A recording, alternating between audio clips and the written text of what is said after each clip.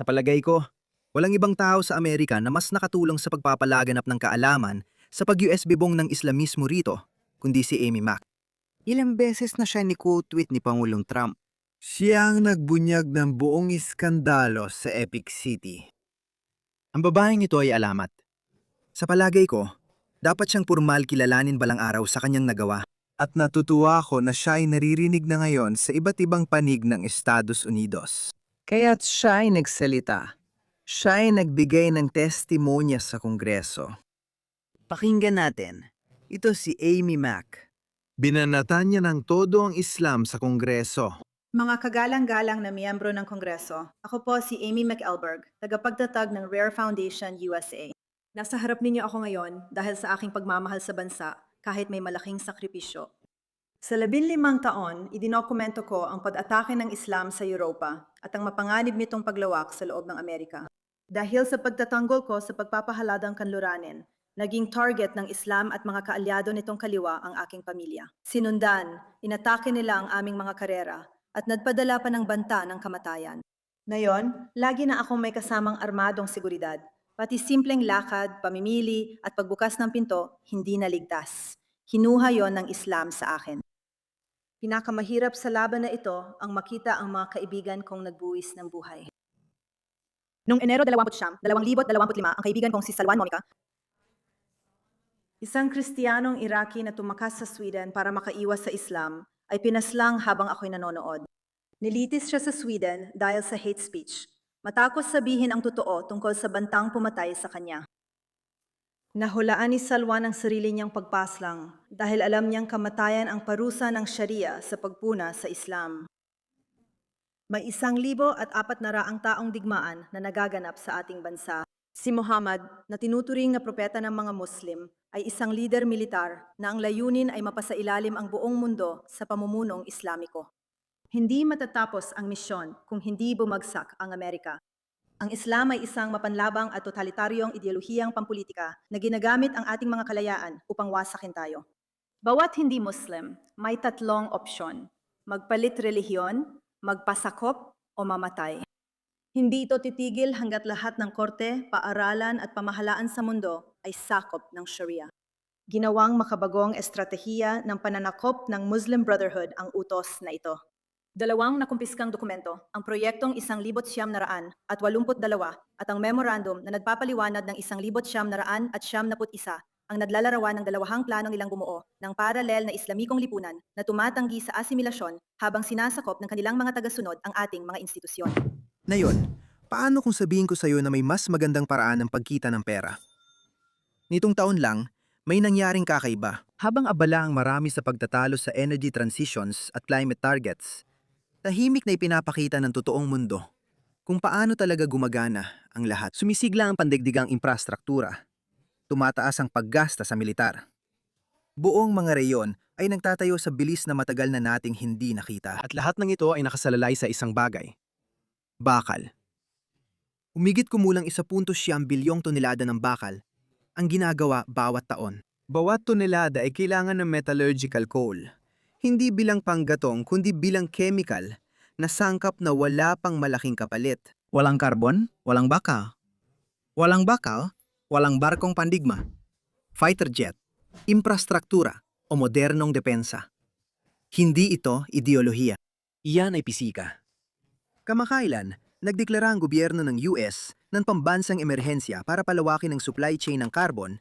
Kinikilala ang kahalagahan ng material na ito na nagdadala sa atin sa Forge Resources. Nakikipaggalakalan bilang FRG sa CSE at FRGGF sa OTC. Inilalagay ng Forge ang sarili nito mismo sa gitna ng kakulangan sa supply. Ang pangunahing asset nila, ang La Estrella Project sa Colombia, ay hindi basta-basta haka-haka lang. Kumpleto na ang permit at aktibong umuusad. Direkta itong bahagi ng supply chain na pilit sinisiguro ng buong mundo. At ang Colombia mismo ay lumilitaw bilang isang pangunahing global na supplier ng metallurgical coal na may matibay na ugnayan sa kalakalan sa Estados Unidos at lumalaking estratehikong kahalagahan. Samantala, ang mga presyo ay nagsasabi rin ng parehong kwento. Ang met coal ay halos $240 kada tonelada sa 2026. Hindi ito basta-bastang pagsipa ng presyo, kundi reaksyon ng merkado sa estruktural na kakulangan. Ito ang katotohanang madalas hindi napapansin. Hindi demand ang pangunahing nagtutulak ngayon. Ito ay dahil sa kakulangan ng bagong supply. At kapag nagkakaroon ng kakulangan sa supply ng isang napakahalagang bagay na ito, ang mga kumpanyang maagang nakaposisyon ang siyang pinakamalaking nakikinabang. Dito nag-ooperate ang Forge Resource. Kung gusto mo maintindihan kung saan papunta ang mga trend sa bakal, seguridad sa enerhiya, at pandaigdigang depensa, mainam itong pag-aralan. I-check mo ang link sa description para malaman pa ang tungkol sa Forge Resources at kung ano man ang kanilang ginagawa. Ngayon, balik tayo sa video. Hindi niya ito iniimbento. Panurin mo muna ang isa pang maikling video para maintindihan mo kasi maraming tao, alam mo na, maraming nanonood ng mga video ko. Kaya may ilan na baka ngayon lang nanonood sa unang pagkakataon. Kaya mahalaga na talagang maunawaan mo kung anong sinasabi niya. Pakinggan mo itong Muslim sa Amerika na hayagang sinasabi ang mga sinasabi niya. Misyon niya sa buhay. Nalabanan ng gobyerno ng US Army at ICE hanggang huli. Hayagan nilang sinasabi ito, ibinobroadcast pa nila. Bilang isang Muslim, ang sagot ko sa lahat ng ito ay ibuhos nyo ng pinakamasama nyo. Hindi ako natatakot. Kahit masira ang katawan ko, di nyo pa rin maabot ang espiritu ko. Magpapatuloy ito at papalitan ka ni Allah. At kung makita ko man yon o hindi, ay hindi mahalaga. Pero hindi ako natatakot. Hindi ako natatakot sa gobyerno ng US. Hindi ako natatakot sa Army ng Estados Unidos. Hindi ako natatakot sa ICE. Hindi ako natatakot sa kahit anong kontrolado nila. Hindi lang ako walang takot, layunin ko ring labanan ang lahat ng nabanggit. Matalino. Paninimbigan ito laban sa lahat ng nabanggit. Bakit mo sinasabi sa akin? Dahil may ibang layunin ang mga taong ito. Mayroon silang ibang pananaw sa pagpapatakbo ng isang lipunan na likas na laban sa Amerika. Balikan natin si Amy. Ang Brotherhood ang gumawa ng plano. Ngayon, sinusunod ito ng bawat mapanirang Islamic na rehimen at grupo sa bansa. Saudi Arabia, Iran, Turkey, Qatar, Pakistan, Hamas, ang Taliban. Iba at ibang bansa, iba at ibang sekta. Lahat ay sabay-sabay na nagmamartsa patungo sa iisang pananakob. Ang mga network na ito ay nagpapatakbo ng mahigit 8,000 mga samahang Islamiko na hindi pangkalakalan sa Amerika, kabilang ang 650 sa Texas lamang. Nagtayo sila ng parallel na infrastruktura tulad ng mosque, seminaryo, paaralan, Sharia na bangko, mga korte ng Sharia, mga klinika ng Sharia, kawanggawa, media at political network. Wala silang balak makibagay. Ang Texas at Florida ang mga sentro ng operasyon ng Brotherhood at malinaw na halimbawa ng unang estratehiya. Magtayo ng malalaking kuta para matirhan ng mga Muslim habang buhay sa ilalim ng ganap na Sharia. Sa Texas, ang imam na may kaugnayan sa terorismo na si Yasser Qadi ay nakikipaglaban upang maitayo ang Epic City, isang 402-acre na Sharia compound na tinaguriang, ayon sa kanila, ang sentro ng Islam sa Hilagang Amerika. Ito si Yasser Qadi. Napakalinaw na ang tunay na katapatan ng bawat Muslim ay dapat walang kondisyon na para lamang sa lumiha. Ibig sabihin, Allah, nandito na naman siya. Mas masigasig ngayon. Ang katapatan ay hindi para sa anumang bansa. Ito ay para sa lumikha ng mga bansa. Ito ang mahalaga. iyan ang lalaking tinutukoy ni Amy. Sinusubukan niyang lumika ng isang lungsod na para lang sa mga Muslim sa Texas, na kamakailan lang ay piniyagan ng isang progresibong hukom sa Texas. Ngunit nag-apela si Gobernador Greg Abbott. Sabi niya, hindi mangyayari ang hiwalay na komunidad na ito. Nasaan ang mga makakaliwa? Nasaan ang mga woke? Dati nilang nilabanan ang segregasyon, pero ngayon, sinusuportahan na nila ang mga ito. Yung hukom na nagdesisyon, siya ang nagbigay ng paintulot.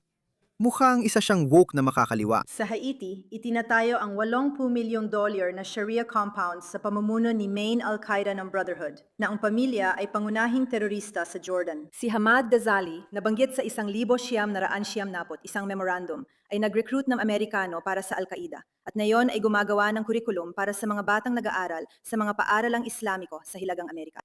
Ang mga nagbabayad ng buwis sa Texas ay pinopondohan siya gamit ang school voucher. Sa Amerika, binibili ng Brotherhood ang mga simbahan at ginagawang mosque. Sa Lubbock, naging mosque ng Brotherhood ang isang paaralan sa 45 araw. Sa Dallas, 2 imam na nagtuturo ng pagputol ng kamay, pakikipagtalik sa mga bihag at pagbato sa mga nangangalunya ang nagsasampa ng kaso upang kunin ang isang malaking Kristiyanong simbahan. Ang Garland, Texas ay punong tanggapan sa US ng Pakistani Jihadi Network na nagsasanay ng daan-daang terorista, kabilang ang kamakailang pumatay sa isang miyembro ng West Virginia National Guard. Sa Florida, ikatlong. Ang ikatlong henerasyon na leader ng Brotherhood na si Magda Al-Qadi Salah ay namumuno sa isang hiwalay na komunidad sa Tampa. Isang mosque sa Houston na pinamumunuan ng isang imam na itinalaga ng pinakamataas na pinuno ng Iran ay nakatanggap ng 1 milyon mula sa buwis, habang nanunumpa ng katapatan kay Khomeini ang mga bata. Ang Tex Mega Mosque sa Texas na sumusuporta sa Hamas ay nag-host ng field trip ng pampublikong paaralan habang ang mga imam nito ay nangangaral na pwedeng patayin ng ama o kapatid ang anak na babaeng nangalunya. Mga miyembro ng Kongreso, may batang babaeng Muslim-Amerikano na ipinanganak sa Texas sa ilalim ng ating konstitusyon na may lahat ng sagradong karapatang ipinaglaban at ikinamatay ng ating mga ninuno upang maibigay sa kanya. Hindi niya kailanman malalaman ang alinman sa mga karapatang iyon. Ang sarili niyang ama, imam, at mga guro ang nagturo sa kanya na maniwala na mas mababa ang halaga niya kaysa sa kalahati ng isang lalaki at inuutos ito ng mga teksto ng Islam. Kung siya ay bugbugin, kasalanan niya iyon. Kung siya ay gahasain, walang korte sa Amerika ang makakarinig ng kanyang sigaw. Kung ipakasal siya bilang bata sa isang pedophile, hindi niya malalaman na krimen iyon. Inalisan siya ng karapatan mula pagkasilang, pinalaking kamuhian, at sirain ang sariling bansa. Marami pa siyang katulad at mabilis silang dumadami. Ang ikalawang estratehiya ng digmaan ay sinasakop ang ating institusyon at kultura mula sa loob. Nakapasok na ang kanilang mga operatiba sa kagawaran ng estado, korte at mga lupon ng paaralan para sirain at palitan ang konstitusyon. Ang Hamas na nagkukunwaring care ay nagsanay ng 50,000 abogado mamamahayag, filmmaker at influencer para itanim ang Islam at baguhin ang kasaysayan.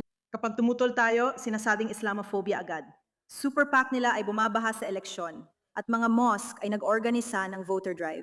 Katabi ko ngayon si Marco Hunter Lopez, 15 taong gulang. Ikuwento niya kung paano tinatarget ng June Armed ng Muslim Brotherhood sa Texas na itinatag ng ama ni Yasser Qadi ang mga batang Texan na nagsasalita, kaya nalagay sa pangalib si Marco. Pinibigo ng mga pinuno ang ating mga anak. Miyembro ng Kongreso, gising na ang mga Amerikano, hindi gising ang Washington.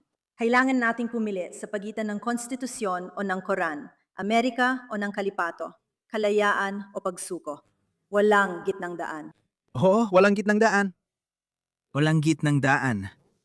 Dahil karamihan sa inyo ay may mabuting moral at likas na kabutihan, kaya kayo ay naiilang pumuna ng ibang grupo. Sabi nyo, baka hindi ko dapat bagitin ang mga Muslim bilang grupo. Higit pa doon. Lagpas pa doon. Hindi mo pinupuna ang mga individual na Muslim. Mga individual na Muslim, oo, syempre. May mga mabubuti at matinong individual na Muslim din. Pero hindi sila mahalaga sa usapan. Ang pinag-uusapan natin ay ang Islam bilang isang doktrina, bilang isang pampulitikang doktrina, bilang isang ideolohiya, bilang isang kilusan na likas na laban sa kanluran. Gusto nitong sakupin. Hindi mo kailangan makinig kay Amy Mac o sa akin. Pakinggan mo ang mga Muslim, tingnan mo ito. Kaya itinuturo ng Quran na magtanim ka ng galit. At meron akong dalawang ito. Oo, Quran at Hadith. Ipinagmamalaki kong sabihin ito. Mayabang kong masasabi ito. Tingnan mo ito. Ayon sa relihiyon, kailangan silang kamuhian alang-alang kay Allah. Inibig natin ang mahal ni Allah. At kabaligtaran yan, kinamumuhian natin ang kinamumuhian ni Allah. Diretso na tayo. Hindi natin mahal ang isa't isa. Hindi tayo magkasundo o magkaibigan. Naiintindihan mo ba? Magkaaway tayo. Marahas kami. Sinasabi nila yan sa'yo. Sinasabi nila naggalit sila sa'yo. Kaya sabi ng taong ito, ayon sa Quran at Hadith, ibig sabihin mga kasabihan ni Muhammad, dapat daw kamuhian ang hindi naniniwala. Sinasabi nila ang kamuhian namin ang mga di naniniwala. Ano sa tingin mo ang mangyayari dahil sa galit na yan? Bibigyan ka ba nila ng bulaklak? Hahalikan ka ba nila sa pisngi? Hindi, may dalawang pagpipilian lang. Magpalit ng relihiyon o mamatay. Marami talagang binabanggit ang Quran tungkol sa pagpatay sa mga Hudyo, pag-aalipin sa mga Hudyo, at pagpatay sa mga hindi naniniwala. Sa tingin mo ba ay ayos lang yun? Ayos lang yan, syempre. Dapat mong kamuhian ng kurso. Kanino ahente ka? Paano naging relihiyon ng kapayapaan yan? Hindi naman. Hindi mahalaga kung iniisip mo mapayapa ito o hindi. Wala kaming pakialam dyan. Ang mga hindi naniniwala, parang ang opinyon ng mga hindi naniniwala ay hindi kailanman mahalaga. Ginagawa at tatapusin namin ang trabaho namin. Sige, medyo naiintindihan ko yung sinasabi mo dyan. Di ako sa ngayon, pero naiintindihan ko. Ibig kong sabihin, hindi naman ito ang unang beses na narinig ko yan. Paano ang Europa? Sa tingin mo ba lilipat sa Islam ang Europa? At kapag dumami na ang mga Muslim sa Europa, dahil alam mo naman, mas marami silang anak. Anong mangyayari sa mga Europeo tulad ng mga Aleman kung maging kalahati ng Germany ang Muslim? Hindi mo kailangan ng 50% mga kaibigan. Kailangan mo lang ng grupong sobrang radikal, dogmatiko at ideological para magdulot ng revolusyon. Lahat ng mga tanga na ito ay iniisip na, teka lang, ang mga Muslim ay 7 o walang porsyento lang. Alam mo yon, parang malayo pa sila. Kailangan pa nilang umabot ng 50%. Abutin pa ng 50 taon bago sila umabot ng 50%. Pero hindi naman ganun katagal ang 50 taon. Hindi mo kailangan ng 50%. Ilang 10,000 porsigido, dogmatiko at ideological na tao lang ang kailangan para magdulot ng revolusyon. Magbayad ng jizya at ang Islamikong Estado ay mabubuo mula sa loob o mamamatay. Kung bakla ang mga bakla, sabihin na lang natin. Mga bakla. Mga bakla. Zach Polanski, nanonood ka ba nito? Owen Jones, tanga ka. Yung mga baklang yon ay magbabayad ng pinakamalupit na parusa para ibabagsak sila. Marami talagang bakla ang sumusuporta at dumidepensa sa inyo tulad ng Queers for Palestine. Sila pa nga ang ilan sa pinakamalalaking taga-suporta ninyo. Wala akong pakialam sa mga ganyan tarantadong, alam mo na, peken taga-suporta ng Islam. Alam mo, Hindi ko iyak yan. Sina Zach Polanski at Owen Jones ang unang biktima. Hindi ako magdadalamhati. Sabi nga ni Amy Mack, walang gitnang posisyon. Tumindi ka para sa Amerika dahil hindi ginawa ng Europa. Na yun lang nagkakalakas ng loob at tapang ang mga tao sa Europa. Pero hindi ang mga politiko nila. Ibinenta sila ng sarili nilang mga politiko. At sa inyo, kalahati ng elitang pampolitika ninyo ay ipinagkanulo na rin ang Amerika. Huwag kalimutan, binuksan ni Biden ang timog na hangganan ng US para sa milyon-milyong ilegal. Hindi nyo alam kung sino sila. Ang Amerika ang huling muog ng kaluraning sibilisasyon. Kapag gumagsak ito, tapos na.